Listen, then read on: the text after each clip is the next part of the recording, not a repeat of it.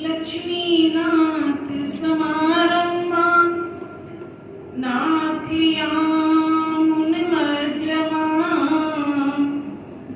अस्मदाचार्य पर्यन्ता वन्दे गुरु परम्परा वन्दे गुरु परम्परा। सीता मेरी माँ तेरे पिता मेरे रघुनाथ इन दोनों के चरणों में मेरा कोटि कोटि प्रणाम मेरा कोटि कोटि प्रणाम। आए हैं तो प्रेम से लो हरि का नाम सब भक्तों को इस दासी की जय जय सीताराम जय जय राधेश्याम जय जय श्री हनुमान। श्री रामायण प्रारंभ करो सुनो भक्त हनुमान आसन विराजियो कथा सुनो भगवान सियावर रामचंद्र जी की जय पवन सुत हनुमान जी की जय उमापति महादेव जी की जय बोलो रे भाई सब संतन की जय। मंगल भवन मंगल हारी प्रभु सो दशरथ अजय बिहारी सिया राम सब जग जानी करहूँ प्रणाम जोरी जुग पानी करहूँ प्रणाम जोरी जुग पानी। परम मंगलमय परात्पर अखिलेश्वर अखिल ब्रह्मांड नायक परात्पर पर ब्रह्म भगवान श्री राम की वाङ्मयी प्रतिमूर्ति श्री रामचरितमानस को श्रवण करने के लिए इस राधा कृष्ण मंदिर में आए हुए सभी भक्तों को जय सिया राम जय राधे श्याम जय श्री हनुमान। हमने पीछे सुना कि गुरु की महिमा सुनी पीछे हमने प्रसंग में और संतों की महिमा सुनी सत्संग की महिमा सुनी भगवान के नाम की महिमा सुनी कि भगवान से ज्यादा भगवान का नाम बड़ा होता है। नाम की महिमा सुनी बालकांड का संक्षिप्त विवरण सुना जैसे कि सती चरित्र राजा दशरथ का यज्ञ करना राम लक्ष्मण भरत शत्रुघ्न का जन्म विद्याध्ययन विश्वामित्र जी के साथ राम और लक्ष्मण का वन में जाना और चारों भाइयों का विवाह ये हम सब ने सुना। बाद में हमने अयोध्या कांड में प्रवेश किया क्योंकि जब से राम ब्याह कर आए यहाँ से हमने सुना कि जब ते प्यारी राम घर आए नित नव मंगल वो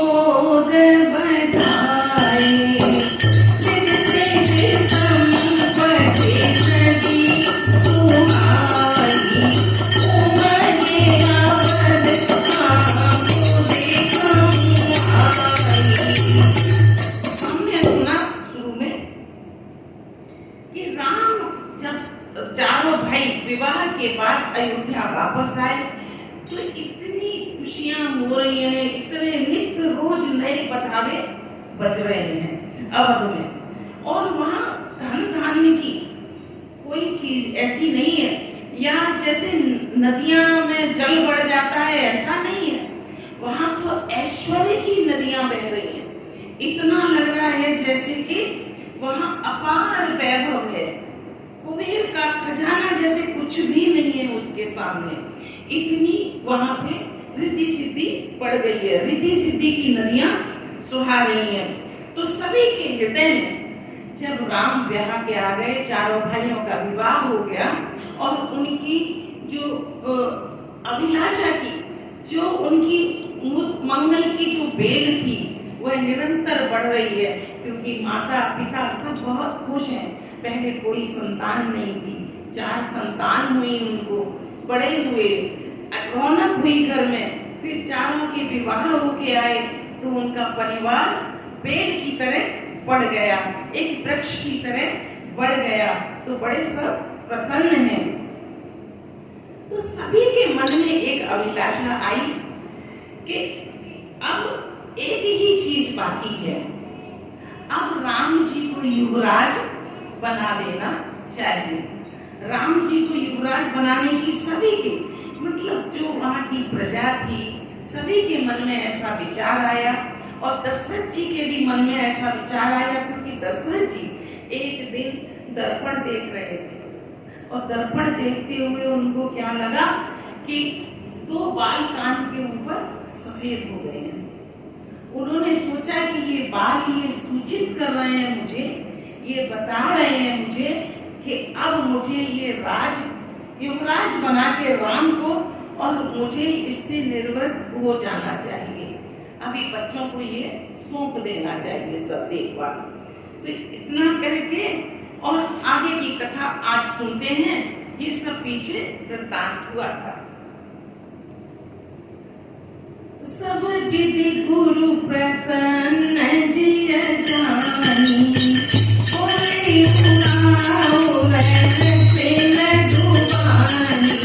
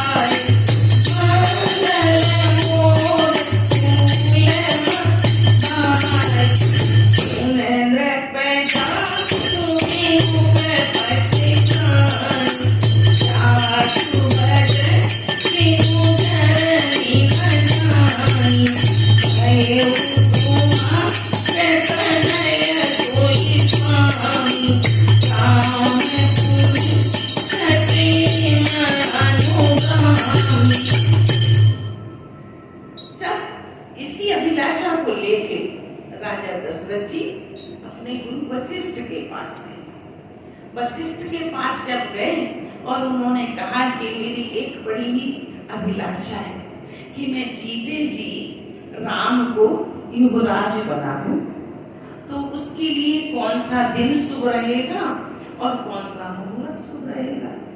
जब ये चीज वशिष्ठ जी को बताई तो वशिष्ठ जी बड़े ही प्रसन्न हुए, और अपने जी में जब वशिष्ठ जी को प्रसन्न देखा तो राजा दशरथ जी ने गुरु जी को जब सब प्रकार से प्रसन्न देखा तो जानकर हर्षित होकर राजा कोमल वाणी से बोले कि अब हम श्री रामचंद्र जी को युवराज बना ही दें तो ज्यादा अच्छा है, क्योंकि आपको भी ये मन में भा रहा है। मेरे जीते जी ये आनंद उत्सव हो जाए तो हम सब लोग अपने नेत्रों का लाभ ले लें, अपने नेत्र होने का, अपने नेत्रों को सफल बना लें।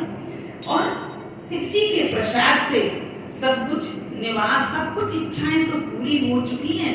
राजा दशरथ वशिष्ठ जी से कहने लगे कि बस एक ये आखिरी इच्छा मेरी बाकी रह गई है कि मैं राम को युवराज बना दूं और इस भार से मैं पूर्ण हो जाऊं, मैं आराम से फ्री हो जाऊं, ऐसा सोचने लगे।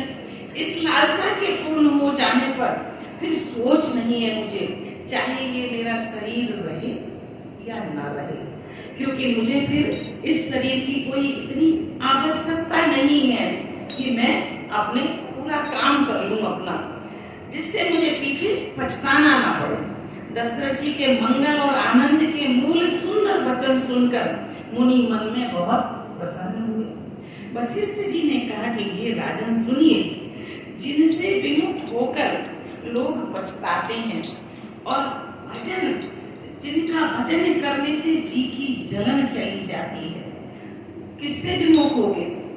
भगवान के सानिध्य में जो इंसान नहीं रहता है और जब उसे होश आता है, जब उसे पता चलता है कि मेरा जो ये जीवन, मेरा ये जन्म मिला था मनुष्य का, ये मुझे भगवान से मिलने का सबसे अच्छा साधन था, क्योंकि हम किसी भी और जन्म में भगवान को नहीं पा सकते।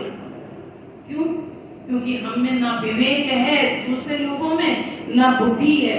विवेक और बुद्धि के साथ इंसान, ये हम मनुष्य का ही शरीर मिला है हमें, सोचने समझने की शक्ति के साथ, क्योंकि हम ही सोच सकते हैं कि क्या अच्छा है और क्या बुरा है। आज हम किसी पशु से कहें कि तू भगवान की आरती कर, तू पूजा कर, करेगा क्या? नहीं करेगा, क्योंकि उसमें इतनी सामर्थ्य नहीं है, उसमें इतनी बुद्धि नहीं है।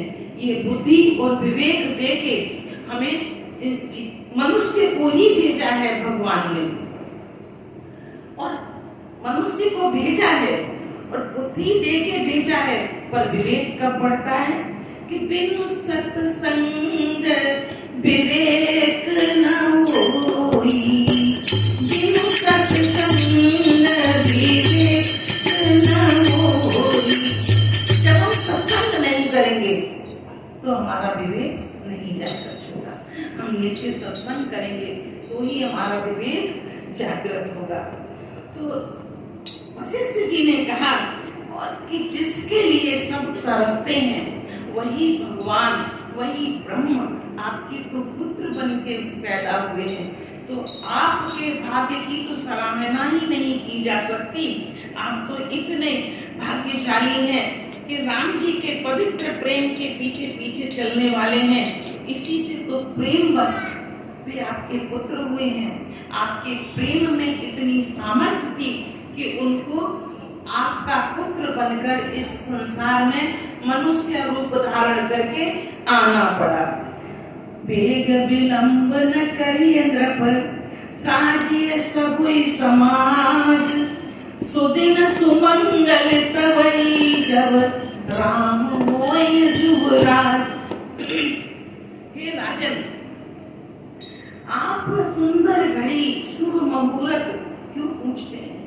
मेरे हिसाब से तो अब देर ना कीजिए, शीघ्र सब सामान सजाइए। शुभ दिन सुंदर मंगल तभी है जब श्री रामचंद्र जी युवराज हो जाए, अर्थात उनके अभिषेक के लिए सभी दिन शुभ हैं और सभी समय मंगलकारी है, कुछ भी अमंगलकारी नहीं है, क्योंकि जिस समय राम जी का अभिषेक हो जाएगा वे युवराज बन जाएंगे, वही घड़ी शुभ है। उनके लिए कोई शुभ घड़ी देखने की जरूरत नहीं है। मुदित मई पति मंदिर आए, सेवक सचिव सुनत बुलाए, कही जयति जयति सचिन आए, धूप सुमंगल वचन सुनाए, सोपान हटिया जयनीका, कहो हर सिया रामई सीता, बंसी मुदित सुनत प्रियवाणी, आगे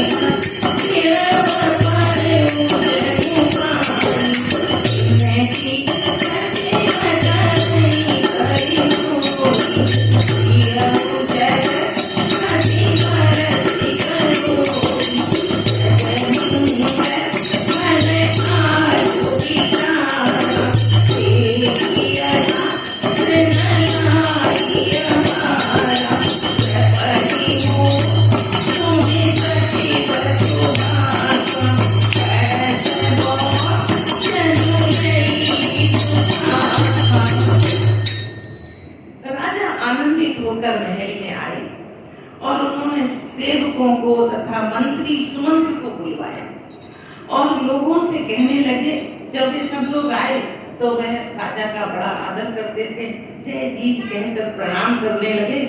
और जब राजा ने सुंदर मंगलमय वचन कि श्री रामचंद्र जी को हम युवराज बनाना चाहते हैं, ये वचन जब सुनाए तो सब के सब आनंदित हो गए और कहा कि यदि पंचों को आप सबको ये मंजूर हो, आप सबको अगर ये उचित लगे तो हम राम जी को युवराज बनाना चाहते हैं।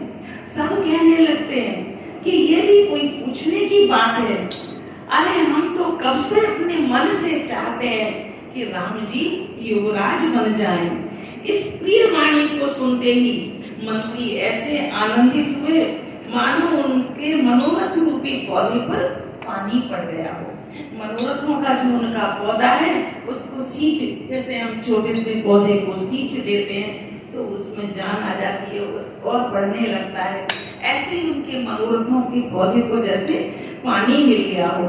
मंत्री हाथ जोड़कर विनती करते हैं, जगतपति आप करोड़ों वर्ष जिए, आपने बहुत अच्छी बात सुनी कही है, आपने बहुत अच्छा सोचा है, आपकी भगवान तो बहुत बहुत ज्यादा बहुत उम्र लंबी करे आपकी, आप बहुत सालों साल जिए। आपने जगत भर का मंगल करने वाला भला काम सोचा है, इससे भला काम और ज्यादा कोई अच्छा हो ही नहीं सकता। ये ना शीघ्रता कीजिए, देर न लगाइए। मंत्रियों की सुंदर वाणी सुनकर राजा को ऐसा आनंद हुआ मानो बढ़ती हुई बेल सुंदर डाली का सहारा पा गई हो। जो बेल होती है ना किसी चीज की, तो वह अकेली अगर ऐसे ही छोड़ दी जाए तो वो बेचारी खड़ी नहीं हो पाती, ऊपर नहीं जा पाती। अगर उसे किसी चीज का सहारा मिल जाए तो वह और ज्यादा लंबी हो जाती है। तो ऐसे ही लगा सभी को कि जैसे इससे सुंदर बात और कुछ हो ही नहीं सकती। कलयुग पे मुनि राज कर, जोई जोई आयस होय, राम राज अभिषेक कर, बेग करो सोई सोई। राजा ने कहा कि श्री रामचंद्र जी के अभिषेक के लिए मुनिराज वशिष्ठ जी जो आप सभी को आज्ञा दें, मुनिराज वशिष्ठ जी के पास जाइए। अभिषेक में जो भी सामान लगेगा, जो सामग्री लगेगी, वह सब आप उनसे पूछिए और वह सब एकत्रित जल्दी से जल्दी कीजिए। ऋषि मुनि से कहे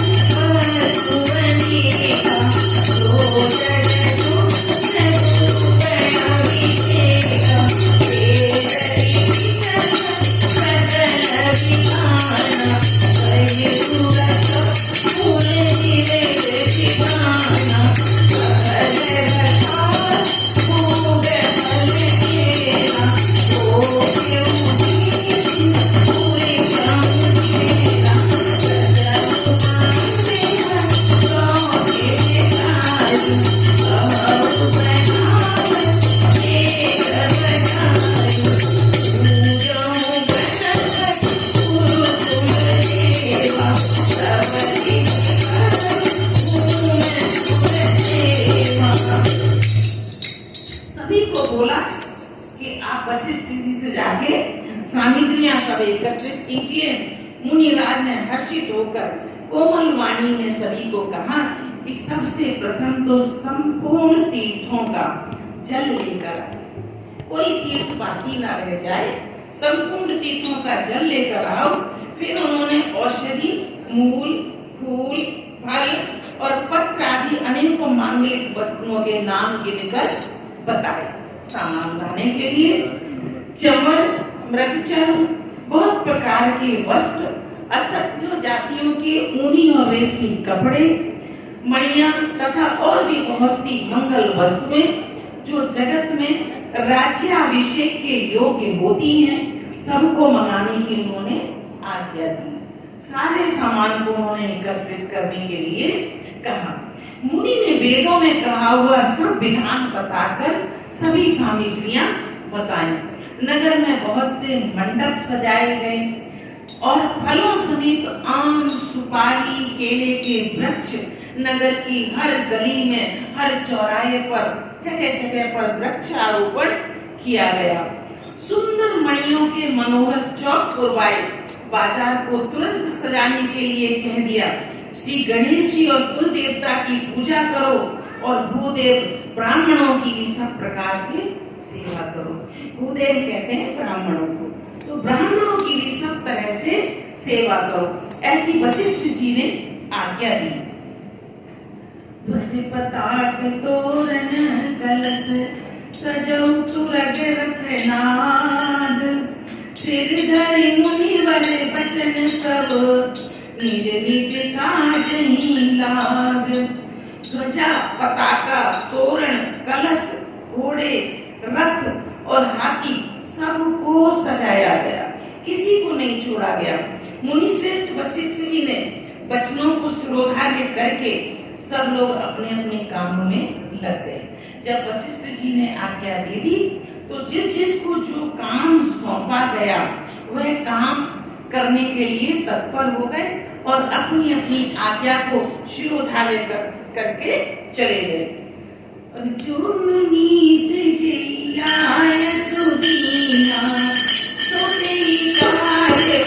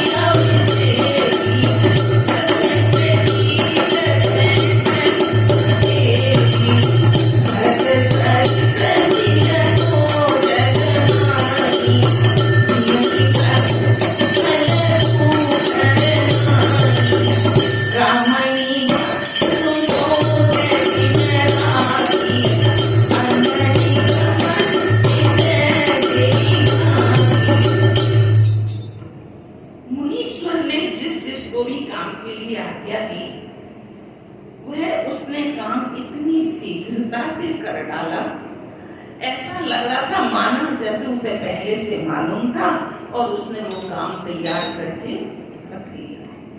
इतनी जल्दी आज्ञा को पूर्ण किया कि कुछ पूछो ही मत। रामचंद्र जी और सीता जी के शरीर में शुभ शकुन होने लगे, तो दोनों आपस में बात करते हैं कि ऐसा लगता है कि भरत आने वाले हैं, क्योंकि अब भरत को बहुत ही, क्योंकि उस समय जब राज्याभिषेक की बात चल रही थी तो भरत काफी समय से अपनी मामा जी के यहाँ गए हुए थे, अपनी नानी के घर गए हुए थे।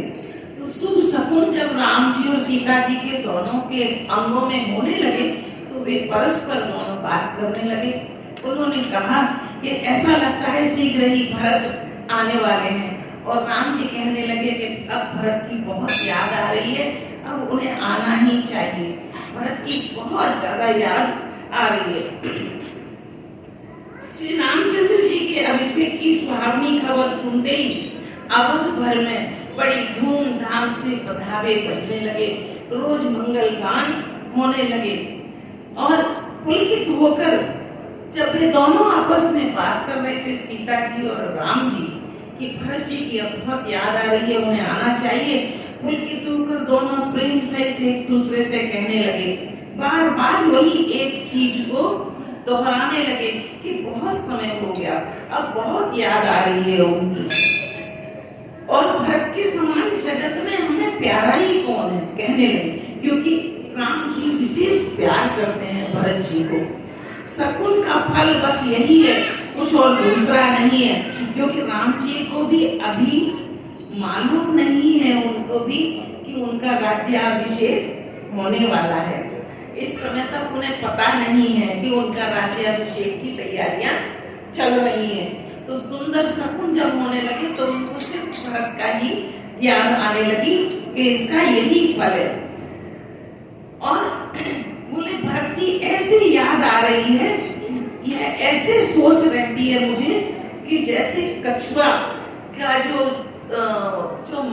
दिमाग है, कछुए का जो मन है, जब वो अंडे दे देता है तो उसी में ही लगा रहता है। मुझे पता नहीं क्यों भरत की ऐसी ही याद आ रही है। यही अवसर मंगल परम सुन रही सेउर निवास, सोवत लख ऋतु बढ़त जनु बारिद बीच विलास। इसी समय परम मंगल समाचार सुनकर सारा रनिवास हर्षित हो गया। अब रनिवास में ये जब खबर पहुंची तो रनिवास भी कुशल मंगल, ये तो मतलब इतने हर्षित हो गए सुनकर कि जिसका कोई ठिकाना ही नहीं। जैसे चंद्रमा को बढ़ते देखकर समुद्र में लहरों का आनंद होता है, समुद्रों का विलास होता है, सुशोभित होती हैं जो लहरें जब चंद्रमा बढ़ता है तब, इसी तरह सारा रनिवास खुश हो गया। प्रथम जाए जिन वचन सुनाए, भूषण वचन भूरि दिन पाए।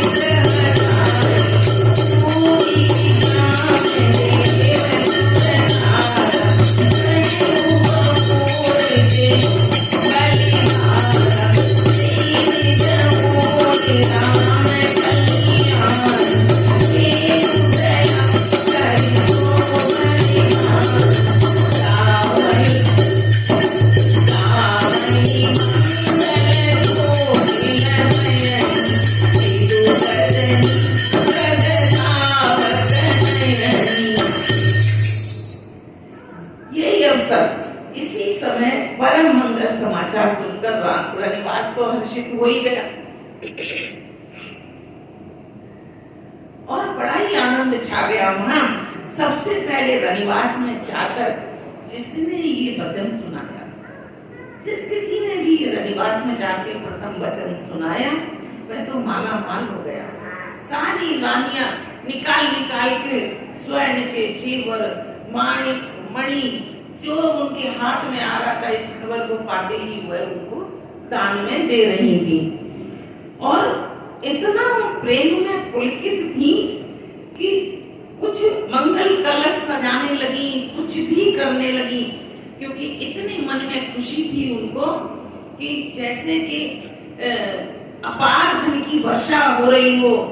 जैसे उनको लग रहा था कि राम जी जब युवराज बन जाएंगे तो उनका सबसे बड़ा मनोरथ पूर्ण हो रहा है। सारी माताएं बहुत खुश थी। सुमित्रा जी ने मणियों के चौक पूरे और बहुत सुंदर आनंद में मग्न हुई। श्री रामचंद्र जी की माता कौशल्या जी ने भी ब्राह्मणों को बुला बुलाकर बहुत सारे दान किए। उन्होंने ग्राम देवियों, देवताओं और नागों की भी पूजा की और फिर ये एक मन्नत मानी कि ये कार्य सकुशल पूर्ण हो जाए तब हम फिर दान करेंगे, तब हम खूब सारी पूजा करेंगे, फिर दान करेंगे। रामचंद्र जी का कल्याण हो, दया करके यही वरदान दीजिए। और कोयल जैसी जिनकी मधुर आवाज थी, कोयल जैसी वाणी वाली, चंद्रमा के समान मुख वाली और हिरण के बच्चे के नेत्रों जैसी नारियां सुंदर सुंदर मंगल गान गाने लगी और बड़े ही बधावे गाने लगी, मंगल गान गाने लगी। राम राज अभिषेक सुने ये हर से नर नार, लगे सुमंगल सजन सब विदय अनुकूल विचार। श्री रामचंद्र जी का अभिषेक सुनकर सभी स्त्री और पुरुष हृदय में हर्षित हो उठे और विधाता को अपने अनुकूल समझकर सब सुंदर मंगल साज सजाने लगे। जिसको जो बन पड़ रहा था वह सुंदर सुंदर सब चीजें करने लगा। नर नाग वशिष्ठ बुलाए, राम से तेन पठाए, गुयागमन सुन रघुनाथा, द्वारिका में बसनाए उमाता, सादर करत प्रिय सकुमारी, मोहन भांति उठे बनमाली, गए चरण सिय सहित सोई, बोले राम काज करि सोई, सेवक चरण स्वामी आसन, सकल मूल अमंगल समन, प्रगति उचित जन होई सखी, बढ़िया काज हसी, रघुनाथ जी रघुवीर सने, जय पुनीत आनंद जनके, आदत सोए तो करऊ पुकार, सेवक आई सेवकाई। तब राजा ने वशिष्ठ जी को बुलाया। जब सब वनवास में भी खबर कर दी कि हम राम को युवराज पद देने वाले हैं, फिर वशिष्ठ जी को बुलाया और कहा कि इस समय के लिए जो उचित होता है, इस समय के लिए जो उचित नियम करने होते हैं, हे वशिष्ठ जी, हे गुरुदेव, आप राम जी के पास जाकर उनको सब विधान समझा दीजिए। वशिष्ठ जी का आगमन जब राम जी ने सुना, क्योंकि वशिष्ठ जी राम जी के महल में गए, और जब राम जी ने वशिष्ठ जी का आगमन सुना तो दौड़कर सीता सहित बाहर आए और दरवाजे पर ही आकर उनके चरणों में मस्तक नवाया और आदर पूर्वक अर्घ्य देकर उन्हें घर के अंदर लेके आए। षोडशोपचार से उनकी पूजा की, अर्चना की, फिर सीता सहित उनके चरणों को स्पर्श करके कमल के समान दोनों हाथों को जोड़कर श्री राम जी बड़ी मधुर वाणी में बोले, यद्यपि सेवक के घर स्वामी का पधारना मंगलों की मूल और अमंगलों को हरने वाला होता है। वशिष्ठ जी से कहने लगे कि हालांकि मैं समझता हूँ सेवक के घर, क्योंकि राम जी खुद को सेवक बोलते हैं, गुरु जी हैं, गुरु के तो सेवक हैं ही, तो बोलते हैं कि सेवक के घर गुरु का आना बहुत बड़ी बात है, मंगलों को देने वाला है, अमंगलों को हरने वाला है। फिर भी मैं चाहता कि आप अगर कोई काम था, अगर कोई मुझसे काम था तो मुझे बुला लेना चाहिए था अपनी सेवा में। आप चलकर मेरे घर आए, यह अजीब, थोड़ा सा ठीक नहीं है, क्योंकि मैं तो सेवक हूँ, आप स्वामी हैं। परंतु प्रभु ने प्रभुता छोड़कर यहाँ स्वयं पधार कर जो आपने मुझे स्नेह दिया, पिता तुल्य स्नेह दिया, इससे आज यह घर पवित्र हो गया। क्योंकि पता नहीं किस कारण से आप आए, पर मुझे घर आज पवित्र हो गया। ये गुसाई जो आज्ञा हो मुझसे कहिए, मैं वही करूं। स्वामी की सेवा में ही सेवक का लाभ है। सेवक को हमेशा स्वामी की सेवा में ही रहना चाहिए। मुनि स्नेह साने वचन, मुनि रघुबर प्रसन्न, हंस, राम कसन तुम कहूं बस, हंस हंस अवर कंस। श्री रामचंद्र जी के प्रेम में सने हुए वचनों को सुनकर मुनि वशिष्ठ जी ने श्री रघुनाथ जी की प्रशंसा करते हुए कहा कि हे राम, भला आप ऐसा क्यों न कहें, क्योंकि आप तो सूर्य वंश के भूषण हैं, आप तो सूर्य वंश के भूषण हैं। और बरनि राम गुणशील स्वभाव, भोले प्रेम मुनि राव, रूप सजि भवि देख समाहि,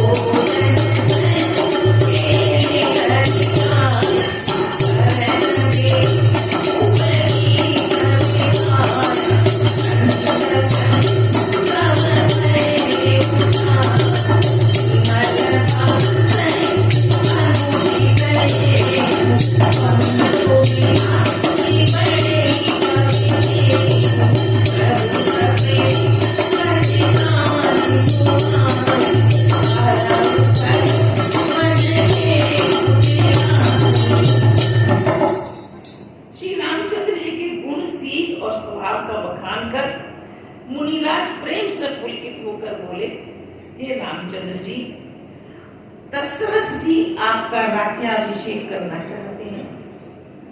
दशरथ जी आपको युवराज पद पर नियुक्त करना चाहते हैं। इसलिए हे राम जी, आज आप उपवास रखेंगे, हवन आप विधि पूर्वक करेंगे, क्योंकि आज आपको हवन भी करना है और उपवास रखना है।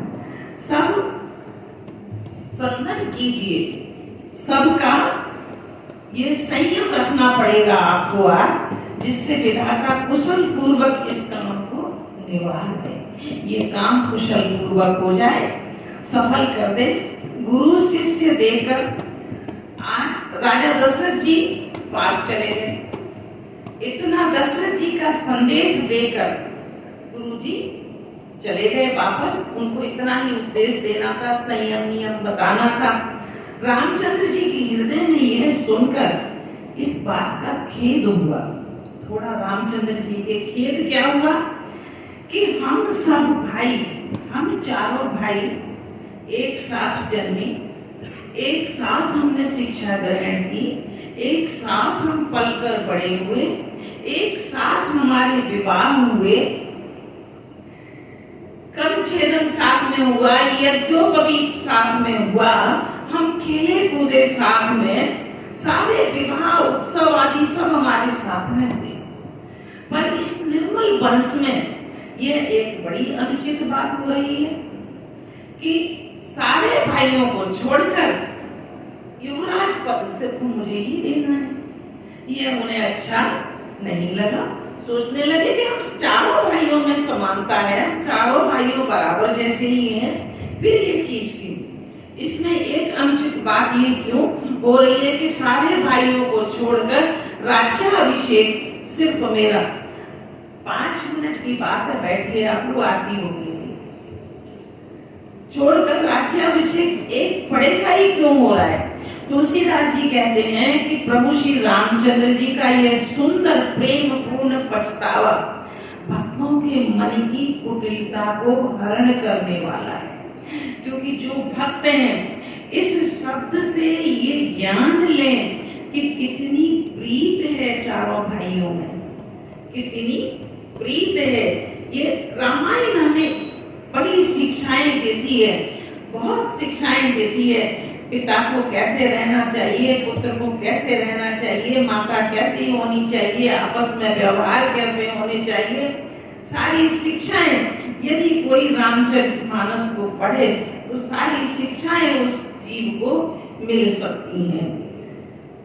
कि अवसर आए लखन मगन प्रेम आनंद, सन्माने प्रिय वचन कहे रघुकुल कैरव चंद। उसी समय बड़े प्रेम और आनंद में उछलते हुए लक्ष्मण जी आए।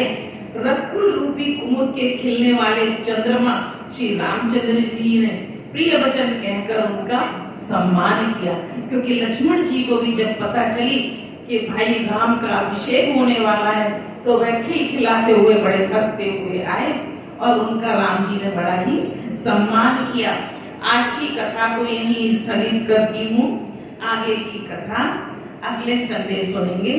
कृपा करके ऐसे ही सब लोग आते रहिए और श्री रामचरितमानस से कुछ शिक्षा मिले तो ग्रहण कीजिए, आनंद लीजिए।